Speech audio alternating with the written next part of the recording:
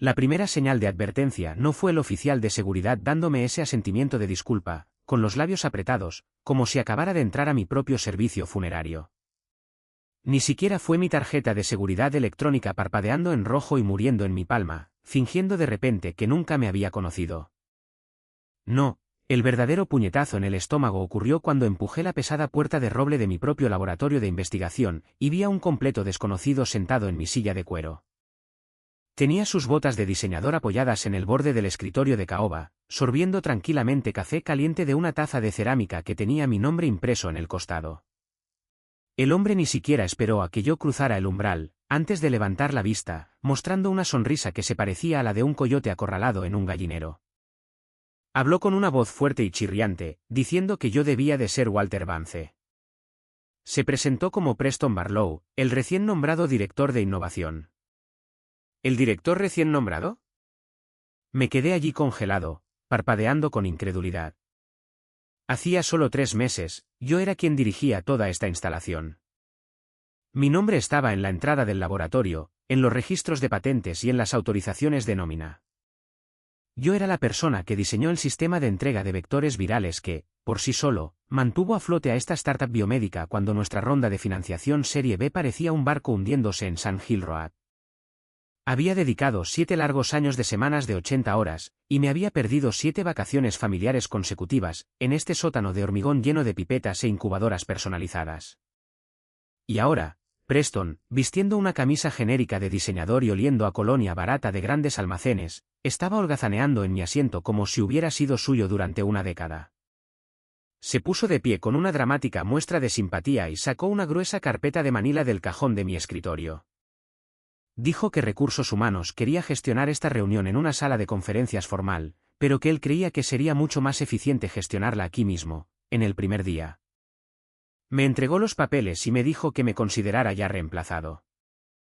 Dentro de la carpeta había formularios de despido, líneas de firma oficiales y una cláusula de indemnización que ofrecía una suma de dinero insultante, el tipo de compensación barata que le das a alguien que asumes que estará demasiado agotado para defenderse. No levanté la voz. No di un portazo. Simplemente sonreí, tomé un bolígrafo negro del escritorio y firmé el registro de visitantes en la recepción, no los papeles del despido. Le devolví la tabla con el clip al guardia de seguridad y le pregunté si necesitaba una escolta oficial para salir del edificio. El guardia permaneció en silencio, simplemente activando las puertas de cristal para dejarme salir. Parecía el final de mi carrera en Astrava Biotech. Pero solo era el comienzo de una batalla mucho más grande. Conduje de vuelta a mi apartamento con ese sobre de Manila descansando en el asiento del copiloto, como si fuera un residuo tóxico. No derramé ni una lágrima, ni llamé a nadie para quejarme. Aparqué el coche, entré, me serví un vaso de whisky de centeno y saqué mi contrato de trabajo original del cajón inferior del archivador, cerca de mi escritorio. Pasé las páginas hasta que encontré la cláusula 9.3. Era una sola frase por la que había luchado con uñas y dientes para insertarla en el acuerdo hacía 7 años, cuando la empresa todavía estaba desesperada por mi investigación y yo tenía toda la ventaja. La cláusula establecía que toda la investigación, el desarrollo y el trabajo patentable seguirían siendo propiedad exclusiva de la parte originaria, a menos que se ejecutara por escrito una transferencia de propiedad separada y explícita. Leí esas palabras una vez, y luego otra, mientras el hielo de mi vaso se derretía. No había documentos de transferencia. Nunca me habían presentado ninguno, y ciertamente nunca había firmado ninguna reasignación. No solo había dirigido la investigación, yo era el único creador de la tecnología. Cada línea de código, cada anotación en el cuaderno de laboratorio y cada estudio piloto exitoso eran míos. Había presentado 9 patentes principales en total, y mi nombre figuraba como el único inventor en todas las bases de datos federales. Los fundadores de Astrava Biotech no tenían ni idea de lo que acababan de hacer. Mientras Preston estaba ocupado pidiendo nuevas tarjetas de visita y fingiendo entender la biología molecular de las estructuras de ARN, acababa de autorizar el despido de la única persona que poseía las llaves legales de toda la empresa. No iba a montar una escena ni a tener una rabieta pública. Iba a dejar que siguieran adelante, sonrientes y con los ojos vendados, directos a un incendio legal que ellos mismos habían provocado. Pasé el resto de la noche sentado en mi cocina, con los papeles del despido extendidos ante mí. Las luces de la calle proyectaban largas sombras en el suelo. La cláusula 9.3 parecía tan simple, y sin embargo, era un bisturí legal. Recordaba la tarde exacta en que negociamos esa línea. El abogado principal de la empresa había puesto los ojos en blanco, llamándola una cláusula estándar innecesaria, pero yo me había negado a firmar sin ella. Es curioso cómo el futuro entero de un hombre puede esconderse en la letra pequeña por la que lucha, cuando nadie más está prestando atención. Sabía que la tecnología valía millones, y Astrava se preparaba para presentarla al mundo. Pensaban que se habían deshecho de un científico cansado. No se dieron cuenta de que acababan de cortar su propio salvavidas. La adrenalina no me golpeó como una ola repentina. Llegó lentamente, como una corriente de aire frío bajo una puerta cerrada, enfriando mis pensamientos y haciendo que cada movimiento fuera deliberado. Me senté en la mesa de mi cocina durante horas, con el zumbido del refrigerador como único sonido en el silencioso apartamento. Sabía que en el mundo corporativo, si actúas demasiado rápido, expones tu posición. Debes ser paciente y dejar que tu oponente construya su propia trampa. Abrí mi portátil personal, iniciando sesión en las unidades de respaldo seguras que había mantenido a lo largo de los años. Había conservado un rastro digital meticuloso. Cada hilo de correo electrónico, cada archivo de mensajería interna y cada esquema de diseño estaban organizados. Incluso tenía una copia del borrador original de mi contrato de trabajo, con las correcciones legales aún intactas. En una carpeta separada, abrí los registros oficiales de la Oficina de Patentes. 9 patentes distintas, cada una cubriendo un aspecto crítico de nuestra plataforma principal de vectores virales. Eran las claves genéticas para atacar tumores con ARN sintético, la ciencia exacta que hacía valiosa a nuestra empresa. Miré la parte inferior de las páginas de registro. Bajo los campos de inventor y propietario, solo estaba mi nombre, Walter Vance. No había ningún coinventor, ninguna asignación secundaria y ningún documento de transferencia. Normalmente, cuando un científico se une a una startup de biotecnología, el departamento legal le hace firmar un acuerdo de cesión de patentes antes incluso de que le den una tarjeta de seguridad. Es el procedimiento operativo estándar. Pero hace 7 años, Astrava era un caos desorganizado que operaba desde un almacén alquilado, desesperada por mi investigación. Habían acelerado la incorporación, y en su prisa, habían firmado mi acuerdo personalizado que contenía la cláusula 9.3, y luego se olvidaron por completo de seguir con los trámites de transferencia de patentes. Habían asumido que, porque me pagaban el sueldo, automáticamente eran dueños de mi cerebro. Fue un descuido masivo, una bomba de relojería legal. Recordé las largas noches que pasé diseñando los vectores virales, probándolos en cultivos celulares y corrigiendo errores en las secuencias genómicas. Era un trabajo agotador que requería una precisión absoluta, y los fundadores de la empresa simplemente habían observado desde sus oficinas con aire acondicionado, esperando que los resultados se mostraran a su junta directiva. Abrí LinkedIn para ver qué estaba haciendo la empresa en mi ausencia. No habían publicado ni una sola palabra sobre mi partida. En su lugar, su página estaba llena de anuncios brillantes sobre transformaciones de liderazgo y nuevos horizontes.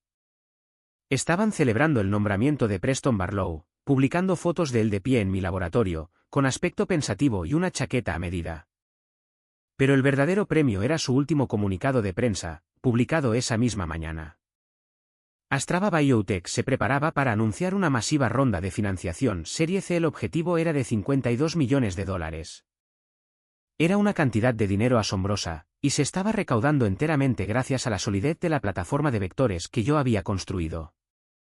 Estaban presentando el trabajo de mi vida a importantes firmas de capital de riesgo en Sand Hill Road, como si fuera de su propiedad.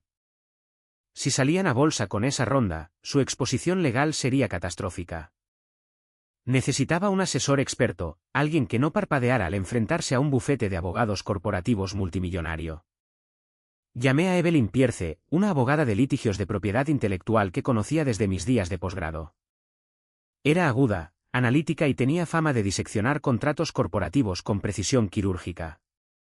Acordamos reunirnos a la mañana siguiente en una pequeña y tranquila cafetería cerca del campus universitario. El lugar olía a sirope de arce y a café quemado, muy lejos de las oficinas de cristal de Astrava. Llegué temprano y extendí los archivos sobre la mesa de laminado. Cuando Evelyn llegó, no perdió el tiempo con charlas triviales. Pidió un café solo y comenzó a leer los documentos de inmediato. Observé su rostro mientras comparaba mi contrato de trabajo original con los registros de patentes del Austo. Leyó la cláusula 9.3 una vez, luego pasó a los registros de la oficina de patentes, comprobando fechas y números de registro. Se detuvo en la patente 893.271C, que detallaba la estructura central del vector. Sus ojos se entrecerraron y se reclinó en su asiento.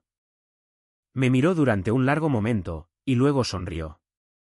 Me dijo que la empresa había cometido un error de proporciones históricas.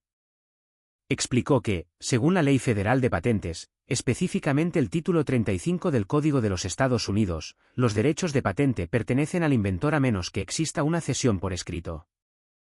El departamento legal de la empresa nunca había conseguido esa cesión. Por lo tanto, no eran dueños de la tecnología que actualmente intentaban vender a los inversores. Evelyn me advirtió que teníamos que jugar esto con cuidado. Si hacíamos ruido ahora, los abogados de la empresa intentarían inmediatamente presentar una demanda de emergencia para forzar una cesión, o intentarían presionarme para llegar a un acuerdo barato antes de que se cerrara la ronda de financiación. Teníamos que esperar. Teníamos que dejar que hicieran pública su presentación, que pregonaran su reclamo a toda la comunidad inversora. Cuanto más alto subieran, más ventaja tendríamos nosotros cuando tiráramos del enchufe. Me dijo que permaneciera en completo silencio. Nada de correos electrónicos furiosos a recursos humanos, nada de publicaciones en redes sociales y ningún contacto con mis antiguos colegas. Tenía que convertirme en un fantasma, dejando que creyeran que había aceptado mi despido y había desaparecido para retirarme. Les dejaríamos construir su castillo de naipes de $52 millones, y luego les demostraríamos que nosotros éramos los dueños de los cimientos. Siguiendo el consejo de Evelyn, pasé el siguiente mes operando como un observador silencioso. Creé una nueva dirección de correo electrónico segura y me suscribí a todos los boletines de biotecnología, blogs de capital de riesgo y alertas de la industria que pude encontrar. Quería ver exactamente cómo Astrava iba a presentar mi investigación a la comunidad inversora. No tardaron en aparecer las primeras señales de su campaña de marketing. La comunidad de biotecnología es pequeña, y cuando una startup comienza a recaudar más de $50 millones, la gente empieza a hablar. 2 semanas después de mi exilio silencioso, un analista de la industria publicó un artículo de avance sobre la próxima conferencia Biotech Now West, uno de los mayores eventos de inversión del año. El artículo destacaba a Astrava Biotech como uno de los presentadores principales, mencionando una innovadora plataforma de entrega de ARN. Hice clic en los enlaces incrustados, que llevaban a una vista previa de su presentación para inversores. Pasé las páginas hasta que llegué a la diapositiva 5. Allí, mostrada en colores brillantes, había un complejo diagrama que mostraba las tasas de replicación del vector viral en células tumorales. Era un gráfico que yo mismo había generado hacía 3 años, utilizando mis propios datos experimentales. Pero el detalle más satisfactorio estaba en la esquina inferior. En una fuente diminuta y tenue, mi marca de agua original todavía era visible, WREV4. Las iniciales correspondían a Walter Vance, Revisión 4. Simplemente habían copiado y pegado mis diapositivas directamente de nuestros servidores internos, sin siquiera tomarse el tiempo de eliminar mi firma digital personal. Estaban presentando mis datos de propiedad exclusiva como si fueran suyos a algunos de los capitalistas de riesgo más ricos del país. Era una prueba clara de infracción de derechos de autor y uso no autorizado, según el título 17 del Código de los Estados Unidos, sección 106. Descargué la presentación completa y se la envié a Evelyn, quien respondió con un único mensaje diciéndome que los dejara seguir subiendo. Unos días después, mi teléfono vibró con una notificación de una aplicación de mensajería encriptada. Era Naomi, mi antigua asistente de investigación, que había sido reasignada al Departamento de Comunicaciones Corporativas después de mi despido. Era una de las científicas jóvenes más inteligentes que había contratado, y se había mantenido leal a mí. Me preguntó si estaba bien, explicando que Preston le había dicho a todo el personal que yo había aceptado una generosa compensación para llevar una vida tranquila de jubilado. Me reía a carcajadas ante la pura audacia de la mentira. Le respondí, diciéndole que estaba bien, y le pregunté si todavía tenía acceso a los materiales de la presentación final para la conferencia Biotech Now West. Hubo una larga pausa antes de que respondiera. Escribió que no debería estar compartiendo esto, pero que no podía soportar ver a Preston llevarse el mérito por mis años de duro trabajo. Explicó que el ambiente dentro de Astrava era increíblemente tóxico. Preston trataba a los científicos junior como si fueran material de laboratorio desechable, exigiéndoles que trabajaran hasta tarde para preparar datos clínicos que no entendían del todo. Unas horas más tarde, una serie de capturas de pantalla llegaron a mi bandeja de entrada. Las diapositivas eran la versión final que Gordon Thorne, nuestro director ejecutivo, y Preston Barlow planeaban presentar en el escenario principal de San Francisco. La presentación estaba programada para el 9 de junio, en el escenario principal. La diapositiva 7 mostraba mi método principal de entrega de vectores, pero lo habían rebautizado. El encabezado decía, modelo de cascada de Barlow. Preston, literalmente, le había puesto su propio nombre a mis 7 años de trabajo. La diapositiva incluso incluía los plazos de dosificación exactos y las tablas de eficacia que yo había calculado. Iban a transmitir esto a cientos de inversores, afirmando que Preston era el brillante arquitecto detrás de toda la plataforma. Naomi añadió una nota diciendo que Gordon y Preston estaban increíblemente confiados, presumiendo ante el personal de que la ronda de $52 millones estaba prácticamente garantizada. Cerré mi portátil, con la mandíbula apretada. No estaba enfadado, estaba lleno de energía. Nos estaban entregando el arma perfecta. Al presentar mis diapositivas con marca de agua y reclamar la propiedad de mi tecnología patentada en un importante evento público, estaban cometiendo un fraude flagrante. Evelyn y yo nos reunimos en su oficina esa tarde para finalizar nuestro plan. La oficina estaba en silencio, oliendo a cuero viejo y volúmenes legales. Miramos el calendario. Faltaban 2 semanas para el 9 de junio. Esa era nuestra fecha objetivo. Evelyn explicó que les dejaríamos subir a ese escenario, les dejaríamos hacer su presentación y dejaríamos que los inversores revisaran las diapositivas. Pero justo antes de que pudieran firmar los papeles finales y transferir los fondos, lanzaríamos nuestra bomba legal. Íbamos a dejar que alcanzaran la cima absoluta de su confianza, antes de mostrarles que todo su negocio estaba construido sobre cimientos que no les pertenecían. Pasamos horas revisando el cronograma exacto de mis solicitudes de patente, cruzándolas con las fechas de las capturas de pantalla de las diapositivas que Naomi había enviado. Cada documento estaba alineado y cada pieza de evidencia estaba catalogada. La conferencia era un evento masivo de 3 días que se celebraba en un lujoso centro de convenciones, atrayendo a miles de ejecutivos de biotecnología, inversores y periodistas de todo el mundo. Era el escenario principal para que las empresas anunciaran importantes rondas de financiación, y Astrava se había asegurado un puesto principal en la mañana. Planeaban transmitir la presentación en vivo en su sitio web y a través de las redes sociales, maximizando su exposición pública. Al hacerlo, crearían un registro permanente e imborrable de sus afirmaciones. Estábamos completamente preparados, y ahora todo lo que teníamos que hacer era esperar a que la trampa se activara. 2 semanas antes de la conferencia Biotech Now West, Evelyn dio el primer paso activo en nuestra estrategia. En lugar de presentar una ruidosa demanda pública o emitir un sonoro comunicado de prensa, compiló un paquete de documentos cuidadosamente seleccionados. Dentro había una copia de mi contrato de trabajo original con la cláusula 9.3 resaltada en amarillo brillante, una lista de los 9 registros de patentes federales con mi nombre como único inventor y capturas de pantalla de las próximas diapositivas para inversores que mostraban mi marca de agua. Envió esta carpeta al socio auditor principal del bufete de abogados externo responsable de llevar a cabo la diligencia debida de la propiedad intelectual para los inversores de la serie C. No escribimos una carta explicativa ni hicimos ninguna amenaza. Simplemente dejamos que los documentos hablaran por sí mismos. En el mundo de alto riesgo del capital de riesgo, los abogados de diligencia debida son como sabuesos. En el momento en que detectan el olor de una posible disputa de titularidad o una discrepancia de propiedad, cavarán hasta encontrar la verdad. No pueden permitirse que sus clientes inviertan $52 millones en una empresa que no es dueña de su tecnología principal. Si lo hicieran, podrían enfrentarse a enormes demandas de los accionistas y destruir sus propias reputaciones profesionales. 3 días después de que se entregara el paquete, las primeras ondas de pánico comenzaron a extenderse por Astrava Biotech. Comenzó con una serie de consultas rutinarias de la firma de auditoría al equipo legal interno de Astrava. Pidieron simples aclaraciones, solicitando copias de los acuerdos de cesión de patentes firmados para el número de registro de patente 893271C y los otros 8 registros.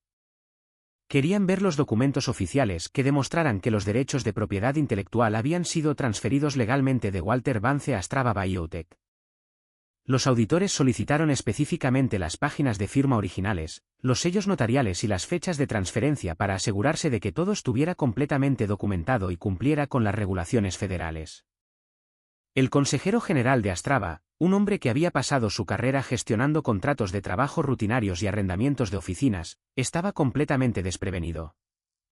Siempre había asumido que la propiedad intelectual era automáticamente propiedad del empleador, un error común cometido por abogados corporativos sin experiencia.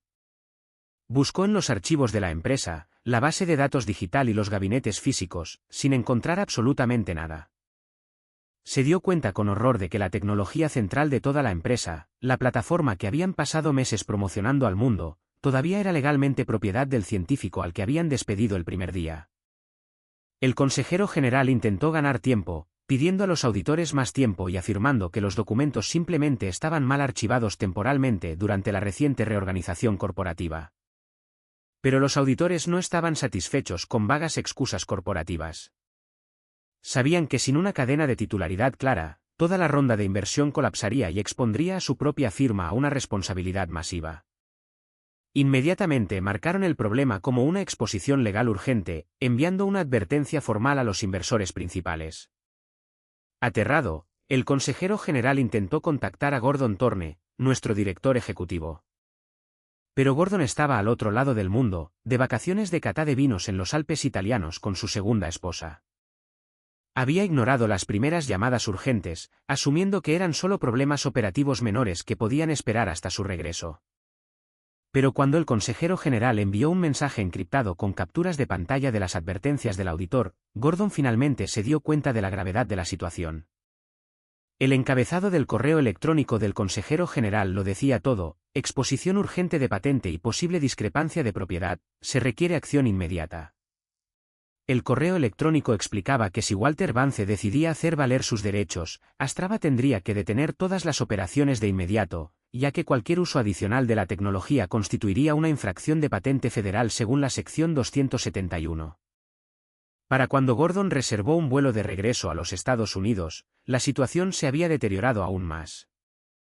El grupo de inversores principal, al enterarse de los problemas de auditoría, había pausado oficialmente su participación en la ronda de financiación. Exigieron que todos los problemas de propiedad intelectual se resolvieran antes de autorizar cualquier transferencia bancaria. El acuerdo de $52 millones estaba a punto de colapsar. La carrera de Preston, la reputación de Gordon y la supervivencia de la empresa estaban en juego. Entonces, la invitación llegó a mi bandeja de entrada. Era una notificación de calendario para una llamada de emergencia de la junta directiva, programada para la mañana siguiente a las 10 en punto. La lista de participantes incluía al director ejecutivo, al consejero general, al presidente de la junta, a los socios auditores externos y a mí, Walter Vance. Mi estado estaba marcado como requerido. Me senté en mi escritorio y miré la invitación. No sentí una oleada de ira ni un deseo de regodearme. Sentí una profunda sensación de satisfacción. Reenvié la invitación a Evelyn con una breve nota. Ella respondió con una foto de un tablero de ajedrez, indicando que era el momento del movimiento final.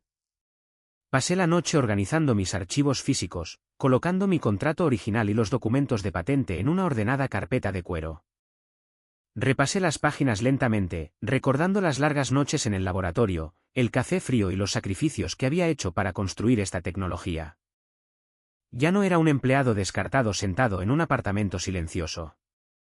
Era el único propietario de la tecnología que mantenía viva su empresa, y mañana, tendrían que enfrentarse a mí en mis propios términos. La llamada de emergencia de la junta comenzó exactamente a las 10 de la mañana. Me conecté desde la sala de conferencias de la oficina de Evelyn. Ella se sentó a mi lado, con una postura relajada, bebiendo una taza de té caliente. Mantuve mi cámara apagada y mi micrófono silenciado, observando cómo la sala de reuniones digital se llenaba de nombres. Todos los miembros de la Junta estaban presentes, junto con los socios principales de los grupos de inversión, los abogados auditores externos y, por supuesto, Gordon Thorne. La cámara de Gordon estaba activa, y parecía agotado. Su rostro estaba pálido, y la habitual confianza arrogante había desaparecido por completo. Preston Barlow también estaba en la llamada, pero había decidido apagar su vídeo, escondiéndose detrás de un cuadrado negro en la pantalla. La presidenta de la Junta, Susan, abrió la reunión con un tono frío y formal, pidiendo al consejero general que presentara la situación.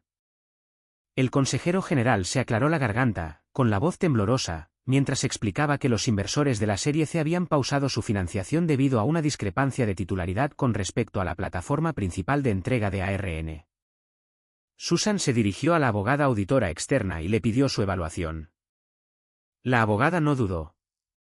Explicó que había revisado el contrato de trabajo original entre Walter Vance y Astrava Biotech.